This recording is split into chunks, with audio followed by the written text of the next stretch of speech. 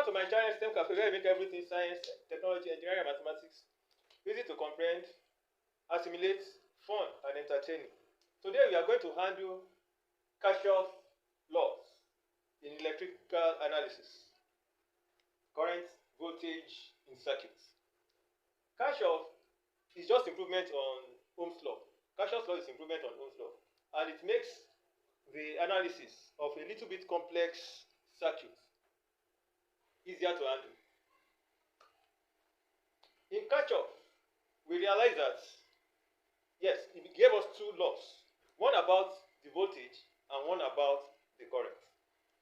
Just like, when we are dealing with, what's it called? Parallel, resistors in parallel. Remember? On our, analysis and whatever, we said something. The voltage here, the PD, here, is also equal to the PD here. Remember? And we said that the current that comes in here will be distributed according to the ratio of the resistors. Let's say this is R1, R2. So this one, as this one comes here, this one will go like this. You have I1 here, you have I2 here. You understand? And we also say that I1 plus I2 is equal to I. And this I here will also be what will flow out here, just like fluid. So this is very similar to what Kirchhoff observed and made this rule, but it can be applied in more complex situations. But everything is just like, just to make it simple, according to our own mission.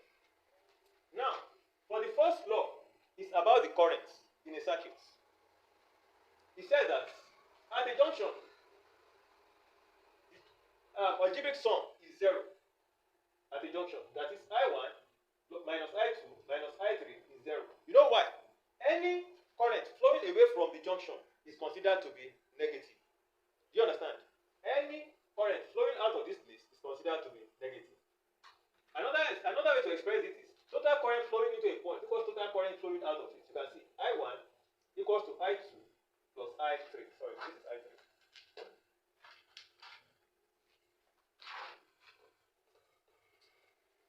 So, with this, it makes our calculation at least the same thing, but we have clearer mind in handling those things that we will have been thinking like, oh, am I just assuming? But it made us to know that it is the real law. So we can see, assuming we have like this.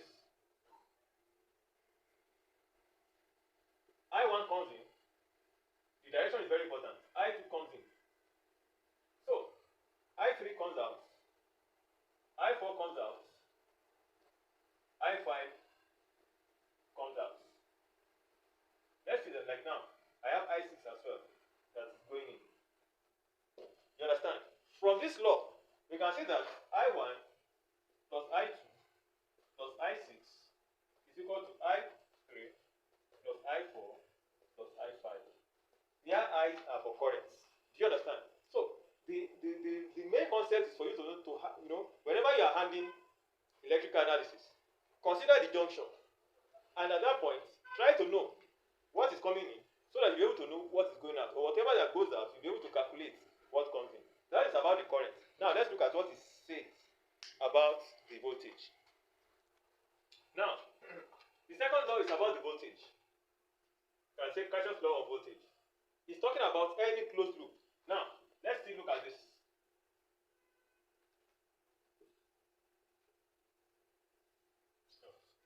Let's look at this. From its law, we said round the loop, the algebraic sum of the voltage drop is equal to algebraic sum of EMF. Now, you can see it's talking about any closed loop. It can be like this, it can be like this, and then whatever way, in our examples you will see. It's talking that, now, we say this one goes in like this, I1, I2. And we take it, the flow of the current, either clockwise or anti-clockwise, when we enter the loop. When we enter the loop, we say this one is R1 and R2. What is the total EMF in this loop? The total EMF in this loop is 0 because there is no battery within. So this is another advantage of this Kirchhoff's law, which because if we are to calculate the voltage using these parallel circuits or whatever, when we have battery inside, it will be a bit difficult. But this Kirchhoff's law has made it easier for us, especially when we have another current flowing in. Now, for this one now, summation EMF in this loop is equal to 0. Note, they have already left the junction. Now, we will now look at it. Either you look at it from clockwise direction or anti-clockwise direction. After it has entered this place, when it came here, we said this one is minus, this one is minus.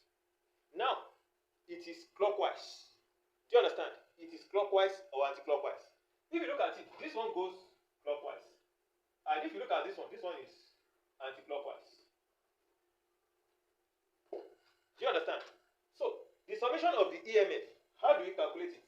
So, we know that I1, R1 minus I2, R2 is equal to 0.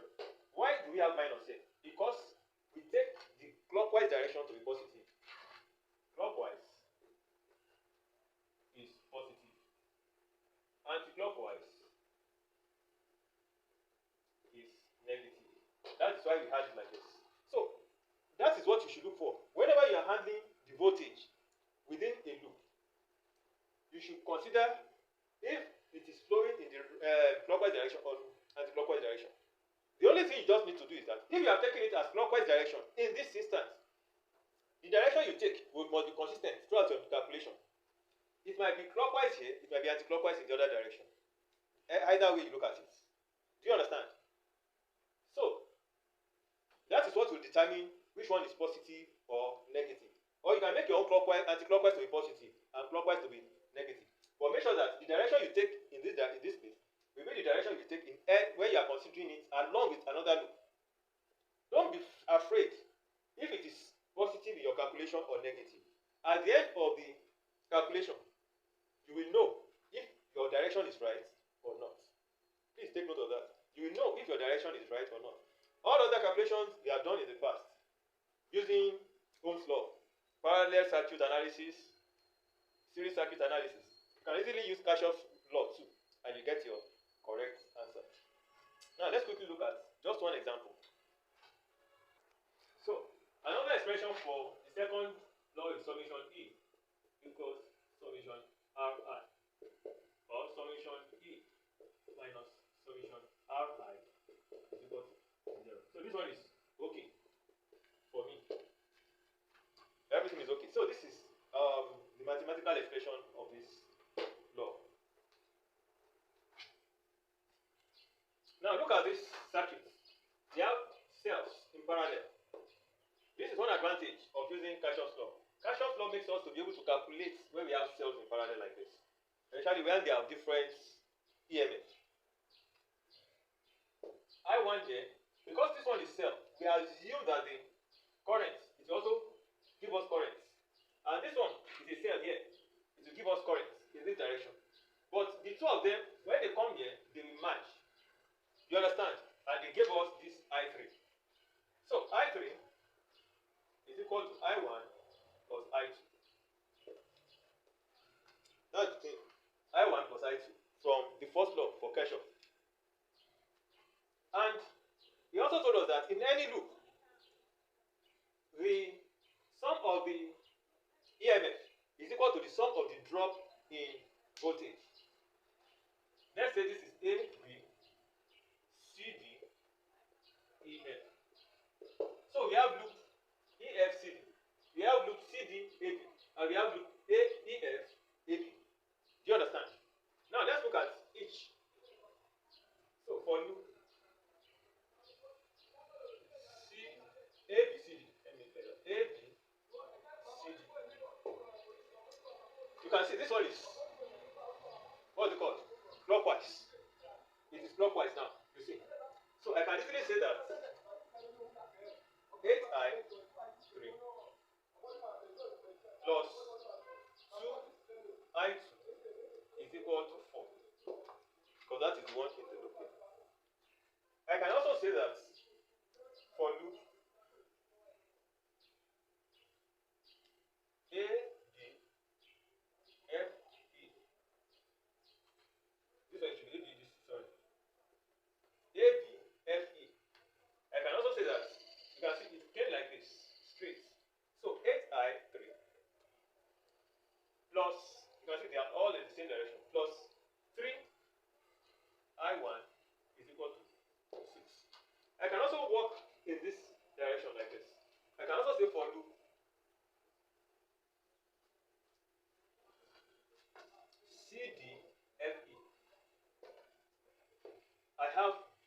this one comes like this, and this one is opposite it.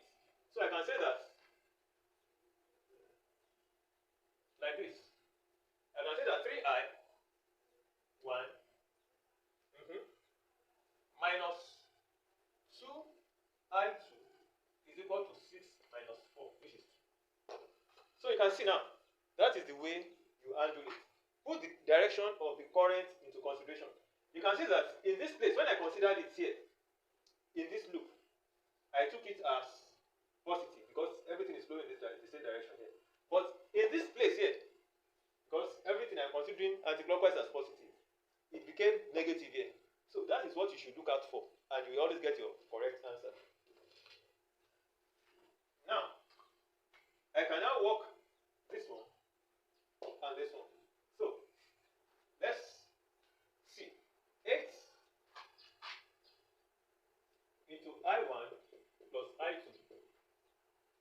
plus 2I2 is equal to 4. So I can say 8I1 plus 10I2 is equal to 4. Makes my job easier now. In this place too, I can say 8I1 plus I2 plus 3I1 is equal to 6. So I can break it down further and say 11I1 plus 8I2 is equal to 6. I could have also used this one and say that, let's see, 3I1 minus 2I2 is equal to, okay, it's the same thing here. So it's not, it won't give me the, it won't help in solving it. Now, I can now use, what's it called? Simultaneous equation, whatever, to solve this. So let me see. So you can see, I substituted I1 plus I2 for I3 here, and then I got these two equations. After I used simultaneous equation, I was able to get I2 to be minus 2 over 23, I1 to be 14 over 23, and I3 to be 12 over 23, because it's the sum of this one and this one. What does that imply? It implies that the direction I took for I2 is like this. But in actual fact, the current flowed through this battery in the other direction. It overcame this battery electromotive force, and then it flowed in this direction. That is what it implies. Do you understand? So, for this one too, it means that when this I1 came, it went like this, and then it divided into I2 and I3.